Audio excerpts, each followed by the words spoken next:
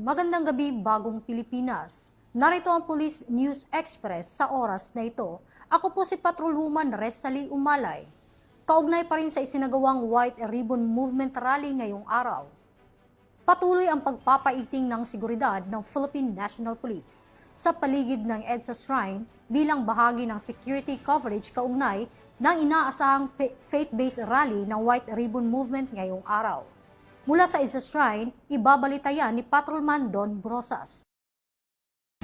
At maayos ang isinagawang kilos protesta ngayong araw, ika-28 ng Hunyo, dito sa EDSA Shrine.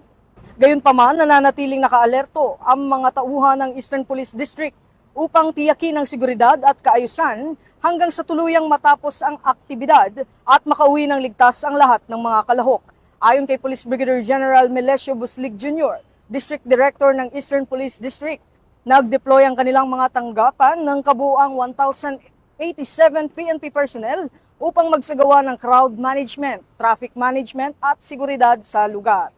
Batay sa tala ng EPD, humigit kumulang 1,750 na rallyista ang nagtipon sa EDSA Shrine bago nagsimulang magmarcha patungong White Plains kung saan isinagawa ang programa ng White Ribbon Movement Rally. Ayon pa kay Police Brigadier General Buslig, wala namang naitalang anumang untoward incident sa buong isinagawang aktibidad.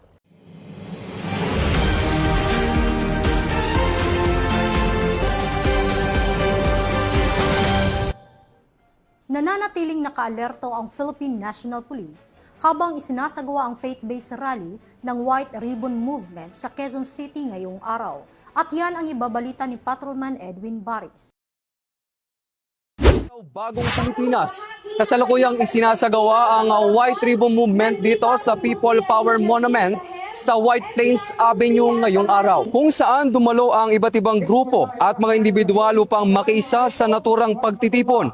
Patuloy namang nakaalerto at nagbabantay ang mga tauhan ng Philippine National Police sa paligid ng lugar upang tiyakin ang kaligtasan ng lahat ng mga dumalo, gayon din ang mga motorista at residente ng paligid. Aabot sa 3,600 individual ang nakilahok sa naturang programa ngayong alas 3:30 ng hapon. Sa kabila ng pagdagsa ng mga kalahok, nananatiling maayos at mapayapa ang takbo ng programa. Patuloy namang minomonitor ng Philippine National Police ang sitwasyon habang isinasagawa ang programa upang matiyak ang mapayapa at ligtas na pagdaraos ng pagtitipon. Mula dito sa People Power Monument, ako si Patrolman Edwin Baris nagbabalita para sa Police News Network. Alagad ng batas, tagataguyod ng Balitang Pulis. Manila Police District nananatiling nakaalerto pa rin sa kahabaan ng Recto Avenue. Ang karagdagang report ibabalita yan ni Patrolwoman Sari Bernales. Magandang gabi mga ka-PNN. Sa mga oras na ito, bagamat payapa at kalmado ang sitwasyon dito sa kahabaan ng Recto Avenue, nananatili pa rin pong nakaalerto ang ating kapulisan at ang ating katuwang na ahensya sa pagpapanatili ng seguridad sa lungsod ng Maynila. At yan pumuli ang pinaka-latest na update para sa oras na ito. Mula rito sa lungsod ng Maynila, ako pa rin po si Patrolwoman Sari Bernales. Nagbabalita para sa Police News Network. Bagong PNP para sa Bagong Pilipinas. Serbisyong mabilis, tapat at nararamdaman.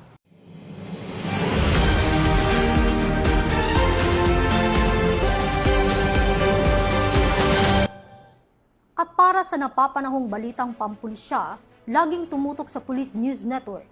Bagong PNP para sa Bagong Pilipinas, serbisyong mabilis, tapat at nararamdaman.